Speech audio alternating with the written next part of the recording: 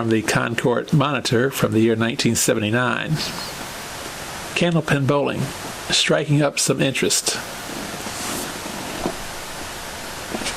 80-year-old Al Cleveland has bowled through a prohibition, a depression, a world war, and about a dozen presidents.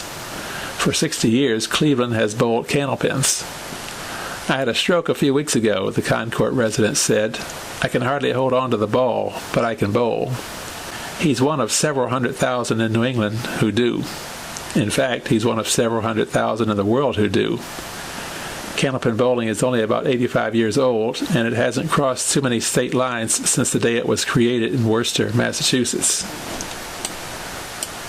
But those in the business get bloodshot eyes watching people come and go at their bowling houses. The participants from all walks of life are living proof that the sport has left the dark ages. The sport has grown considerably, said Steve Birch, 22, of Concord's Boutwell's Bowl-O-More, which is owned by his parents, Bob and Mary. For example, years ago, not many women were seen in bowling alleys. They were thought of as pool halls and liquor havens. Now it's a family sport, and a lot of people are coming in for the first time and seeing what a bowling alley looks like. Bowling alleys aren't even called bowling alleys anymore. The preferred name is bowling center. The game is looking toward more professionalism, said Dan Murphy, 30, manager of B&L Bowl of Hillsborough, another Birch-owned operation. We're not the dirty dungeon anymore.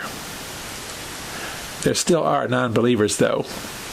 About 2 years ago, the legislature allowed bowling centers to serve liquor.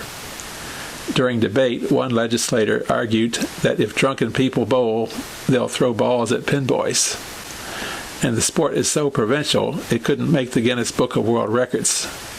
A Peterborough man wrote to the book about a 200 game.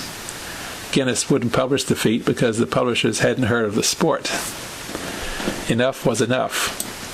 Candlepin bowlers have become activists, and the World Candlepin Bowling Congress, the world being New England, may hire a publicist to promote the sport.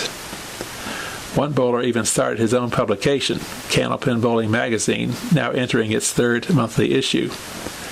One of the magazine's first editorials urged bowling center owners to organize their businesses and offer standardized, efficient programs to participants of any age, gender, or ability.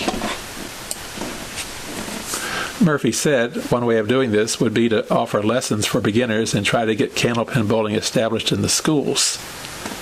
Kids are the big thing, said Murphy, a pro bowler who left teaching to manage B&L.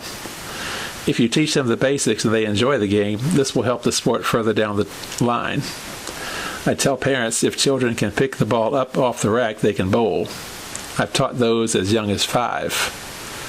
One of his best pupils is his 7-year-old daughter, Tonya, who won this year's 10 and under girls state singles championship. One of the largest age groups in candlepin bowling is the teens.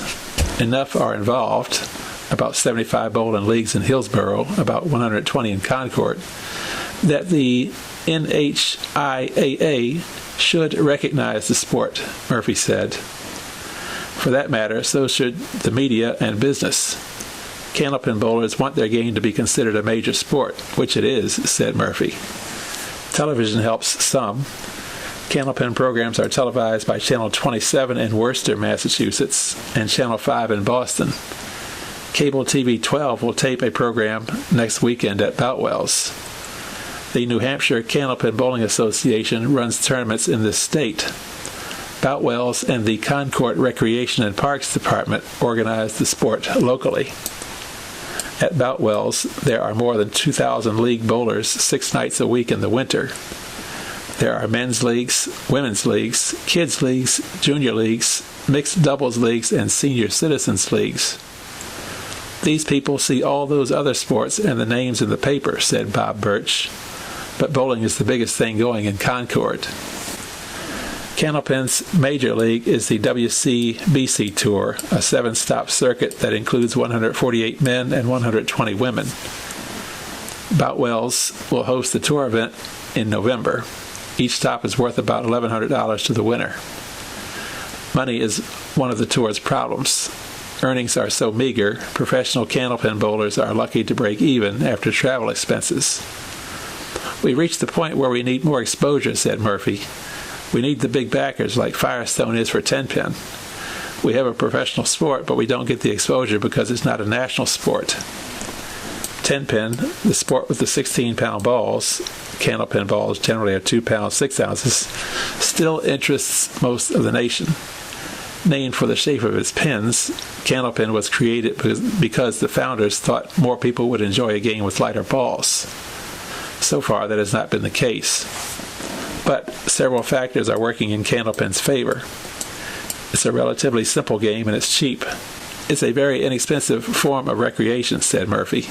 "You can get your money's worth in this day and age. You'd have a hard time taking a family out to eat for $20. You can bowl a long time for that. In fact, you can bowl candlepins a long time anyway. Ask Al Cleveland."